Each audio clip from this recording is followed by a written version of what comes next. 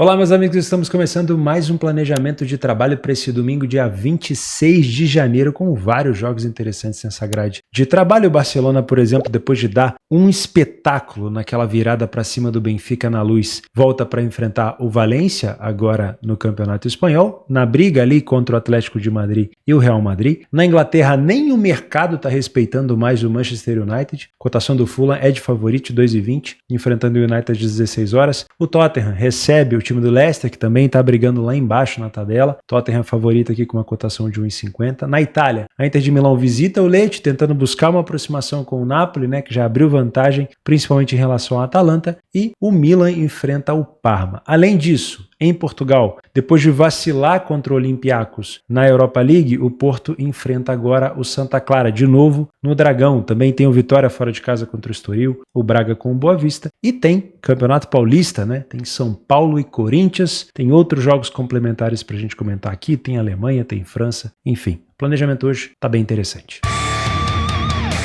Começamos o nosso planejamento às 8h30 da manhã. Para você que gosta de acordar cedo, no domingão temos Milan e Parma. Cotação do Milan a 1,30. Eu, particularmente, não venho confiando recentemente no Milan, mas a gente tem algumas informações importantes. E a principal delas é o retorno do lesionado Pulisic, possível retorno, e também o retorno do suspenso Álvaro Morata, que cumpriram suspensões. Cumpriu suspensões o Morata e cumpriu a lesão, né? Ficou de fora da lesão contra a Juventus. E aí a Juventus acabou vencendo o jogo, a Juventus que também estava sem o atacante do Sam Vlahovic. A gente comentou da possibilidade de under e realmente o jogo foi under por lá. Olha só, nos últimos jogos, vou colocar só desse torneio aqui, o Milan vem de uma vitória contra o Girona, boa vitória, né, porque o Girona é chato na Champions. Só nesse torneio nós temos um Parma que não vence há 3 partidas e o Milan que venceu o Como recentemente. Só que, quando eu filtro, quando eu dou uma olhada com carinho nesses jogos, vou olhar primeiro o visitante, tá? Vou olhar primeiro o Parma. Olha só, vou colocar só jogos de visitante do Parma e depois eu coloco só os jogos de mandante do Milan. O Parma venceu o Venezia fora, ok? Disputa ali na parte de meio para baixo da tabela. Perdeu para a Inter, normal. Perdeu para a Roma, normal. Tudo bem, foi um 5-0, mas perder para Roma em Roma é normal. Empatou com o Torino fora. Cara, empatar com o Torino é um bom resultado, porque em Turim o Torino é muito chato. Inclusive venceu hoje, nessa sexta-feira, a equipe do Cagliari, se não me falha a memória. Enfrentou o Genoa fora de casa e perdeu por 1-0. É um resultado ruim? É, mas é compreensível. Todas as equipes grandes que vão enfrentar o Genoa lá se complicam. Então, dos resultados do Parma, eu só tenho uma coisa a dizer. Daria para tentar buscar um empatezinho contra o Genoa, se fosse possível, mas conseguiu esse empate contra o Torino e foi uma boa vitória contra o Venezia. Então não tenho nada para criticar o Parma aqui fora de casa nos últimos 5 jogos. Ah, mas foram derrotas. Beleza, mas você tem que entender o contexto, né? Para quem foram essas derrotas? Agora vamos trazer para a realidade desse confronto. O Milan está no mesmo nível de Roma, mesmo nível ali, não vou dizer da Inter, mas está pelo menos no mesmo nível da Roma. E a Roma venceu o Parma por 5-0. Então dá para imaginar que o Milan tem condição sim de vencer o Parma. Mas primeiro a gente tem que ver se o Milan está entregando o resultado. E olha só, nos últimos jogos a gente até viu aqui uma vitória do Milan fora contra o Verona e uma vitória fora contra o Como. Mas filtrando em casa, dos últimos 3 jogos que o Milan fez, 2 foram adversários similares ao Parma. Contra o Cagliari, uma cotação de 1,33, muito parecida com essa daqui, ó, de 1,30. E contra o Genoa, uma cotação de 1,43, se não me falha a memória. Ambas as situações o Milan não venceu. Então eu olho para essa cotação do Milan e eu não consigo confiar numa vitória seca do Milan, tá? Mas a gente pode tirar aqui outras informações. Vamos dar uma olhada no PDF de apoio. Olha só, tem uma coisa que me chamou a atenção aqui, ó. O Milan é muito bom no primeiro tempo. Teve 40% de vitória, dobro do que o Parma, menos derrotas, bem mais gols marcados e menos gols sofridos. E dá para perceber que o Milan cai bastante de rendimento no segundo tempo. E olha só, 60% dos gols do Milan foram marcados na primeira etapa. Então dá, se você tiver metodologia, isso aqui não é uma tip, dá para você pensar numa vitória do Milan no primeiro tempo, se você tiver método para isso, estiver vendo o jogo e entendendo ali que pode ser uma boa entrada, tá? Ou você pode tentar pensar numa vitória tardia, porém o Parma acelera e marca bastante nos últimos minutos. Outra coisa que você pode perceber é que o Parma também marca bastante gol no primeiro tempo e também sofre bastante no primeiro tempo. Então pode ser um cenário cabível de over HT. Agora, trabalhar a favor do Milan como um punter, eu não te indico com essa cotação. Se você quer trabalhar em cenários mais extremos, né, uma vitória no HT, uma vitória no final do jogo, por sua conta e risco. E para você que é um trader, provavelmente a gente vai ter algumas janelas de superioridade para trabalhar esse back favorito no Milan, porque o Parma deve tentar espelhar o que fez o Cagliari e o Genoa, né? Um jogo mais defensivo. Porém, toma cuidado. Tem que ser um jogo de fato de bastante controle do Milan. O Milan tem uma defesa muito boa, né? Como a gente viu aqui, o Milan sofreu 6 gols apenas em 10 jogos, 0,6 de média. É uma defesa realmente boa, mas é um time mais econômico no ataque, né? Não sei se o Milan vai conseguir repetir o que a Roma fez. Se você quiser trabalhar a favor de over aqui, qual é o melhor cenário? Bom, se eu tenho um time favorito contra uma equipe que está lá embaixo na tabela, se o time favorito está na frente, obviamente você vai ter mais oportunidade de gols. Na segunda-feira à noite, aqui nesse canal, vai sair um vídeo muito interessante, se eu conseguir terminar de editar, né, que eu vou começar agora, sobre mercado de gols. Você vai gostar muito. Se você quer aprender a apostar a favor de gols, espera esse vídeo da noite de segunda-feira, provavelmente vai sair na segunda, que você vai gostar bastante. E aí você vai aprender um pouco mais, se você está chegando agora, como ganhar dinheiro apostando a favor de gols. E aí você vai entender o que eu falo no BDM também, tá bom? Então, fica de olho nesse jogo. Vale a pena um back favorito se você é um trader, dependendo da janela de superioridade do Milan. Se você é um punter, evita trabalhar com essa cotação tão baixa. O Milan já se complicou contra duas equipes nessa mesma faixa de odd e na mesma faixa de posição da tabela. Milan na frente, jogo com potencial para over goals. Às 11 horas da Inglaterra, o Tottenham recebe o Leicester com uma cotação próxima de 1,50. Mais um favorito por aqui e a gente tem que entender o contexto, né? Nesse momento, o Tottenham ocupa a 15ª colocação do campeonato inglês e enfrenta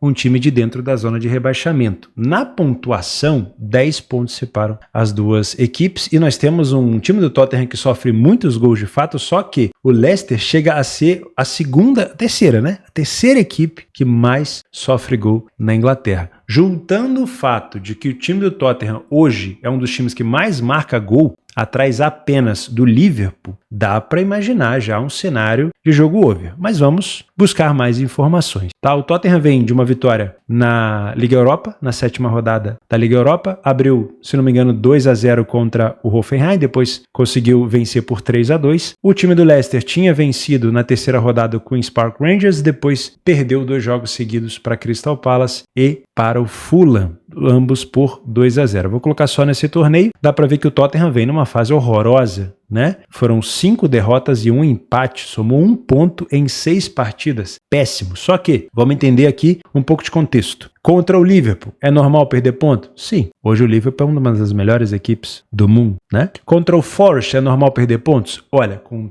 toda a sinceridade do mundo, hoje o Forest joga melhor do que a maioria das equipes da Inglaterra. Muito bem treinado, tá? Muito bem encaixado. Então, sim, fora de casa é normal. Perder ponto para o Wolverhampton aqui numa situação já próxima de zona de rebaixamento, aqui o Tottenham vacilou. 2-2 foi um vacilo. Contra o Newcastle, dentro de casa também acaba sendo um vacilo, né? Você em casa, você poderia tentar pelo menos pontuar contra o Newcastle. Mas tudo bem, vou levar em consideração que hoje o Newcastle ocupa aqui a 6ª colocação e o Tottenham está na 15ª. Contra o Arsenal, derby do norte de Londres, óbvio, aqui caindo para qualquer lado seria normal, derby é derby, e uma derrota para o Everton fora de casa. Aqui sim, mais um vacilo. Então, vacilou contra o Everton, vacilou contra o Wolverhampton e um meio vacilo ali contra a equipe do Newcastle. O time do Leicester, meus amigos, não dá para defender, né? 1, 2, 3, 4, 5, 6, 7 derrotas. Aí tem derrota, beleza, para o Newcastle, normal, fora de casa. Derrota em casa para o Wolverhampton, péssimo resultado, aqui a disputa contra o rebaixamento. Derrota contra o Liverpool fora, normal. Derrota contra o City em casa, normal. Derrota contra o Aston Villa fora de casa, normal. Derrota contra o Crystal Palace e contra o Fulham, aí já é um pouco complexo, porque foram 2 jogos dentro de casa. O Fulham tudo bem, que é um time ali um pouco mais acima e é de boa qualidade, mas o Crystal Palace daria para ter pelo menos um empate. Então, o Wolverhampton, o Crystal Palace e o Fulham eram adversários que o Leicester poderia tentar pontuar e vem numa sequência horrorosa. Então, eu falo para vocês, não consigo confiar em nenhuma das duas equipes para mercado de resultados. Então, já vou descartar a possibilidade de trabalhar a favor do Tottenham com essa cotação de 1,50. Se for uma cotação mais elevada que cubra o risco para se correr por aqui, até valeria a pena. Agora, nesse contexto de odd baixa, não te aconselho. Tá? Porque são duas equipes que não estão passando confiança. Mas, olha só, o Tottenham sofreu gol. Vamos colocar só os jogos em casa recentemente, só os jogos do visitante do Leicester. O Leicester não marcou contra o Newcastle, mas marcou contra o Liverpool e contra o Aston Villa. Sofreu 4 do Newcastle, 3 contra o Liverpool e 2 do Aston Villa. Só nessa inteirinha aqui, 7, 8, 9 gols sofridos em 3 jogos, média de 3 gols por jogo. O Tottenham sofreu 6 do Liverpool, 2 do Wolverhampton e 2 do Newcastle. Ele conseguiu sofrer mais gols em casa do que o Leicester fora. E olha que o Leicester tomou praticamente 2 goleadas, hein? Foi por conta desse estrondo aqui contra o Liverpool. Ainda assim, tomou gol em todo o jogo e marcou gol em todo o jogo. Percebe como é uma partida que vai puxando um cenário over? Nos últimos jogos entre eles, na casa do Tottenham, olha aí, anota aí, ó, 6-2, 3-1, 2-0, 3-0, 3-1, 5-4 e assim por diante. Então, de novo, me parece um cenário bem interessante para gols. Nos últimos confrontos, olha lá, ó, no geral, o Leicester sofreu gol nos últimos 6, o Tottenham sofreu gol nos últimos 7. O ambas marcas aconteceu em 100% dos últimos 6 e o over 2,5 em 5 de 6. Então, eu prefiro pensar nesse jogo numa partida para ambas marcas, prefiro pensar nesse jogo numa partida para over 2,5 gols, independente de quem está na frente. Aí é um cenário que você já pode vir talvez até pré-jogo, não para se posicionar, mas talvez para já esperar uma cotação melhor para você entrar. Por quê? Porque mesmo lesionado, os atacantes do Tottenham que estão substituindo estão dando contra, principalmente o Heung-min Son. Se o Heung-min Son tiver de boa, se ele tiver em campo, excelente. Ó, o Tottenham está sem o Dominic Solanke, está sem o Brennan Johnson, o Timo Werner, além de ter vários outros machucados. Então, sinceramente, me parece um jogo onde mesmo sem algumas peças importantes no ataque, o Tottenham poderia cumprir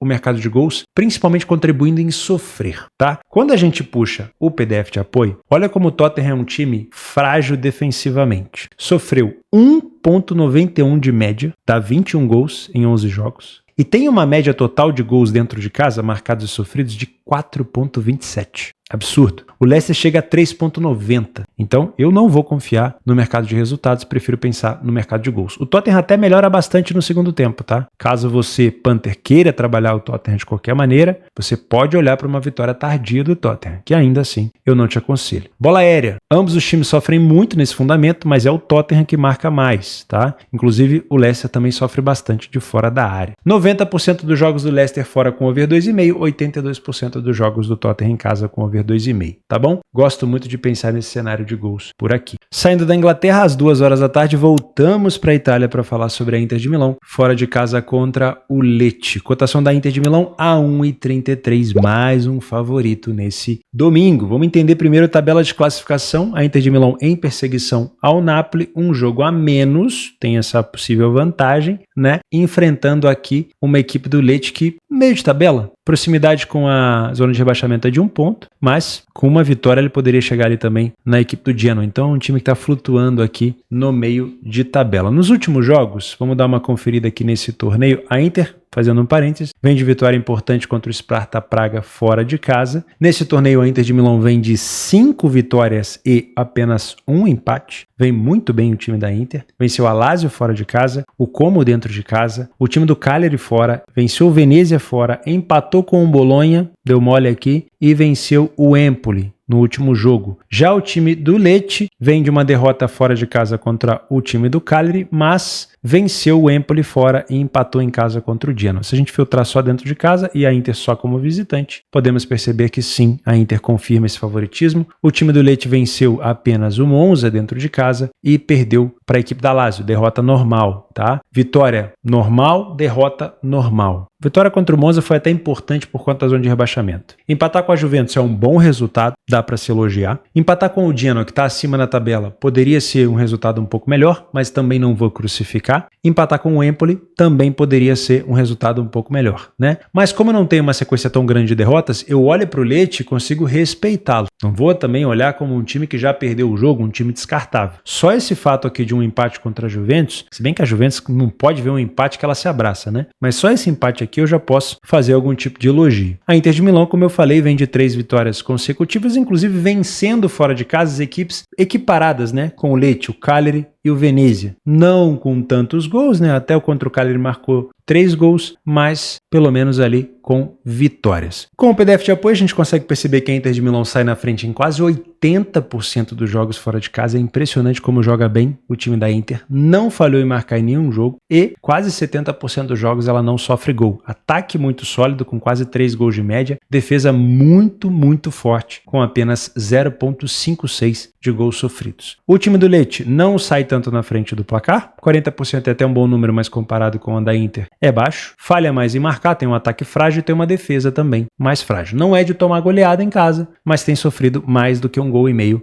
por jogo, tá? O primeiro tempo da Inter é bem superior, mais gols marcados, mais vitórias, nenhuma derrota e bem menos gols sofridos, né? Mas não é o momento onde o Lecce mais sofre gol. O momento onde o Lecce mais sofre gol é no segundo tempo. E a Inter também aumenta o seu poderio ofensivo. Então, nos dois cenários, a gente consegue perceber uma discrepância bem grande entre as equipes. Cenário que pode ser interessante também para você que trabalha ao vivo. O time do Lecce sofre bastante de chutes de fora da área e de bola aérea. E a Inter é um dos times da Itália que mais marca de cabeça na competição. Então você que está trabalhando a favor da Inter pode ser uma confirmação se a Inter estiver criando bola aérea, e também você que quer entrar a favor da Inter pode ser sim um cenário interessante, tá? Os momentos onde a Inter mais se destaca no mercado de gols é no início do segundo tempo e no final também do segundo tempo. Se bem que no final da primeira etapa também tem alguns gols. Mas a Inter tem dado bobeira nos últimos minutos de jogo, tá? Já o time do Lecce marca bastante, também igual a Inter, na saída para o segundo tempo e no final da partida. Pode ser um cenário interessante, jogo desempatado, buscar um over limit por aqui, mas não duvido também de uma possibilidade de over HT, tá? Para mim, é um jogo para ficar de olho nesse back favorito, mas tomando cuidado, porque o Lecce pode tentar mais uma vez buscar um empate por aqui. Lembrando que o Lecce disputa contra o rebaixamento e a maioria das outras equipes que estão disputando jogos contra a Inter, recebendo a Inter em suas casas, estão sofrendo derrotas. Se o Lecce conseguir pelo menos não perder, já é um grande resultado para tentar não cair nessa temporada.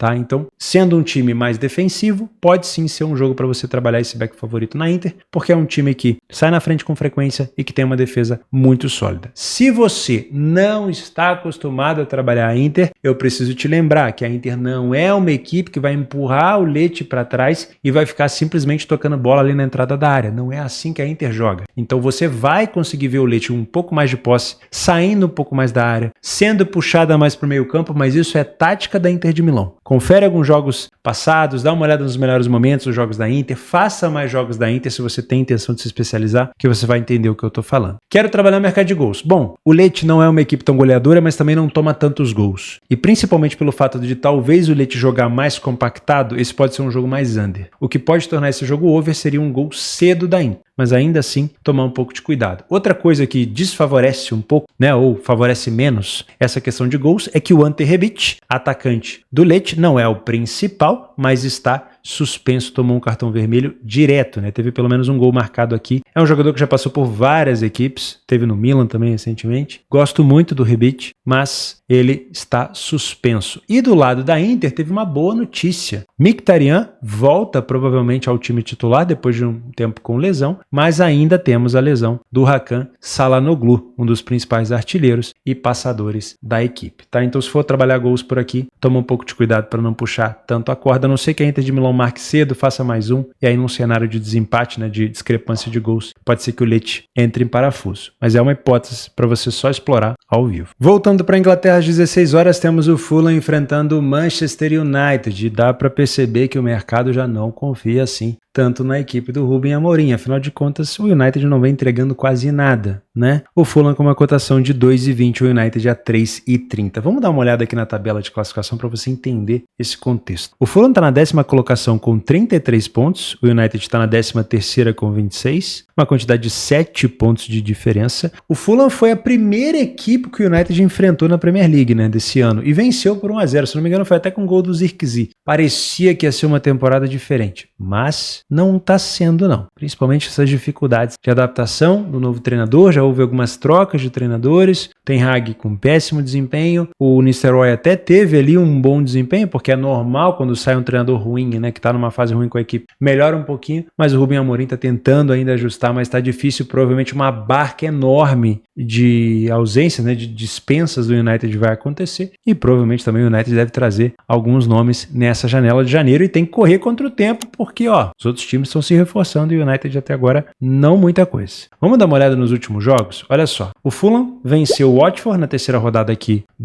da FA Cup, depois perdeu para o West Ham fora de casa e venceu a equipe do Leicester fora de casa também. As duas últimas vezes então fora, conseguiu pelo menos 3 pontos. Eu vou falar do Fulham dentro de casa. O United venceu o time do Rangers, quase se complicou, tomou o empate, mas conseguiu vencer no final. Já era esperado uma emoçãozinha nesse jogo, né? vinha de uma derrota dentro de casa para o Brighton e uma vitória contra o Southampton com emoção também, virando o jogo lá no final, né? Então é uma equipe que gosta de proporcionar emoções. Só nesse torneio, então, vamos falar aqui dos jogos como visitante do United e como mandante do Fulham. Perceba que o Fulham está com uma dificuldade de vencer, mas vamos analisar os concorrentes. Time do Arsenal, 1-1. É normal? É normal, tá? É normal. Venceu o Brighton, bom resultado. Empatou com o Southampton, isso aqui não é normal, foi um vacilo. O Southampton é o lanterna da competição. Empatou com o Bournemouth. O Bournemouth é sim uma equipe chata. Fora de casa também é uma equipe muito chata, então eu vou considerar como resultado normal. E empatou com o Ipswich. Aqui, por mais créditos que eu possa dar ao Ipswich, eu preciso dizer que foi um resultado muito ruim para o Fulham, para as ambições do Fulham numa parte mais de cima da tabela. Então, dois resultados, Southampton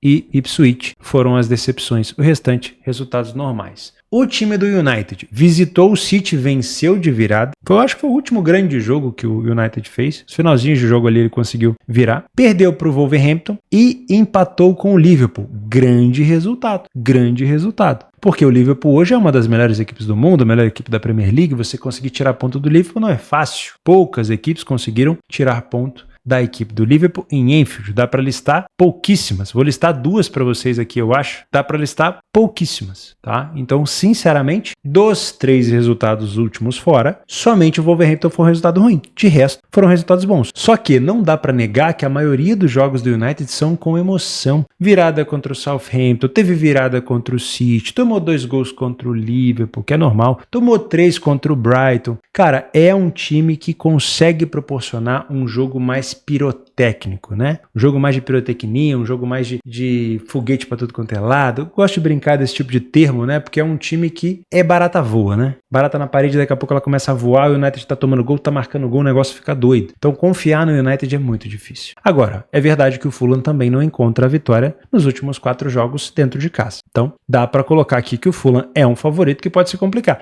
Já que o United colocou o Fulham como favorito, é um favorito que pode se complicar. Afinal de contas, o United empatou com o Liverpool e venceu o City, pô. Por pior que seja a fase dos caras, por mais pirotécnico que seja o jogo dos caras. Então pode ser sim um jogo para correção de preço, tá? Utilizando aqui o PDF de apoio. Olha só como tá tudo ruim para tudo quanto é lado, mas informações positivas, o Fulham sai na frente com muita frequência. Então, por mais que o Fulham possa se complicar, a tendência é que o Fulham possa abrir o placar. Time que falha pouco em marcar, só que também falha pouco em sofrer. Então, mais uma vez, é um time pirotécnico do outro lado enfrentando o outro aqui desse lado, né? Então dá pra gente pensar até no mercado de gols. Só que o United é bem econômico em marcar gols fora de casa e também em sofrer gols fora de casa. Então não dá pra também puxar e esticar a corda para um cenário de over muito longo, tá? Não é um United que sai tanto na frente do placar, falha bastante em marcar, mas não sofre tantos gols assim, tá? O primeiro tempo do Fulham é melhor em relação a vitórias, tem mais gols marcados, porém o United é melhor defensivamente. No segundo tempo o Fulham perde mais, até vence mais, mas não tanto, toma mais gol, continua tomando mais gol, só que aqui a gente tem um segundo tempo mais aberto, porque o United passa a ir para cima, passa a marcar mais gols e, óbvio, passando a se expor, também passa a sofrer. O time do United é uma das equipes que mais sofre gol de cabeça na Premier League. Então, se você encontrar o Fulham buscando escanteio, cruzando bola na área, muito provavelmente você pode encontrar aqui caminho para trabalhar a favor do Fulham contra o United. Destaque aqui é que provavelmente o De Ligt, zagueiro, volta nessa partida, tá? Acho que estava lesionado, deve voltar nessa partida. Se isso confirmar, é importante, né? Deixa eu ver se ele está previamente escalado aqui para esse jogo. É importante, ó. Tá aqui, ó. De Ligt, Maguire e Martinez. Lisandro Martinez. É óbvio que o Maguire é uma peça mais icônica, né? Nem sempre ele joga a favor do time.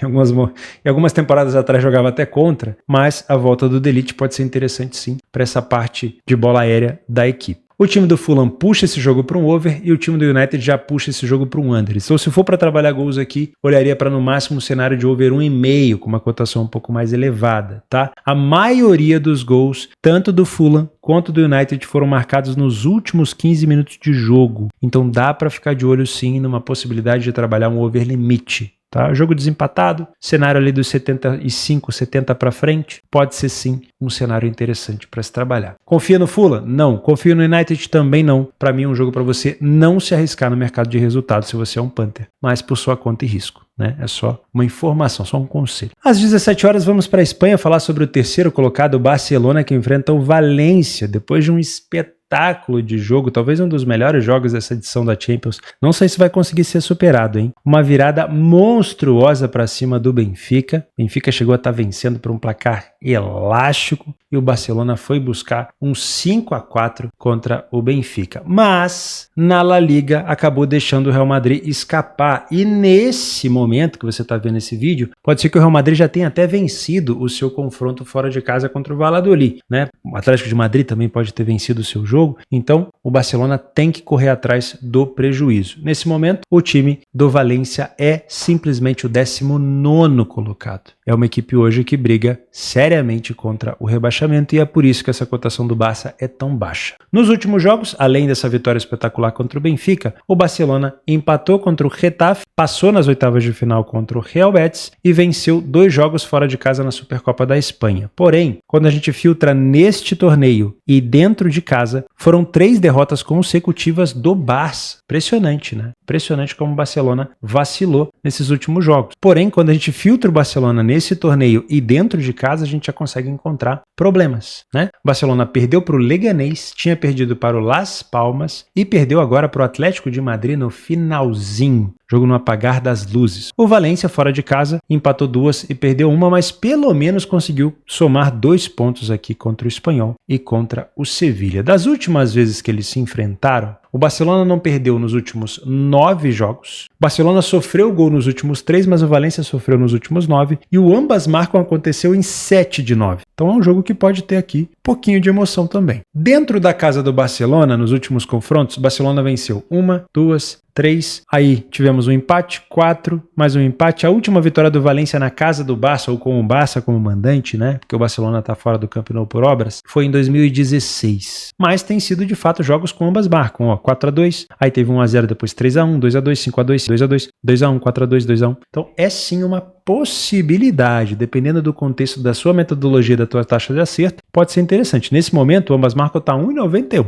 tá? Fica a informação para você. Vale um back favorito no Barcelona? Se você é um trader, sim. Acredito que sim. Por quê? Provavelmente o Valência fora de casa, brigando contra o rebaixamento, vai pensar o seguinte: opa, se eu consigo pontuar fora e os meus adversários não conseguem, se bem que tem alguns adversários vencendo o Barcelona fora, na casa do Barcelona, eu provavelmente estou bem. Então, o Barcelona provavelmente vai ter ali cenários de superioridade, janelas de superioridade que você poderia aproveitar. Se você é um Panther, valeria esse 1,20 no Barcelona? Na minha opinião, não. Eu pegaria uma odd um pouco diferente, um pouco mais elevada, ou um cenário até de handicap. Afinal de contas, a gente está falando aqui de uma péssima equipe, que é o Valência. Se o Barcelona perder para o Valência, será sim uma grandíssima zebra. Futebol é jogado, lambari é pescado, mas seria uma grande zebra. O Barcelona saiu na frente em 75% dos jogos em casa e falhou pouquíssimo em marcar com uma média de 2,5 gols por jogo. O time do Valência até sai na frente com 40%, mas tem um péssimo ataque. Então, se a gente está buscando gols por aqui, por exemplo, vai muito mais do Barcelona marcar no Valência do que propriamente o contrário. Mas, tomar cuidado. O aproveitamento do Barcelona é melhor, primeiro tempo extremamente superior, isso então cabe uma possibilidade de uma vitória no HT do Barcelona, para quem tem metodologia, 63% de vitória, 12 gols marcados, 2 gols sofridos, já vai entrar em campo sabendo do resultado do Real Madrid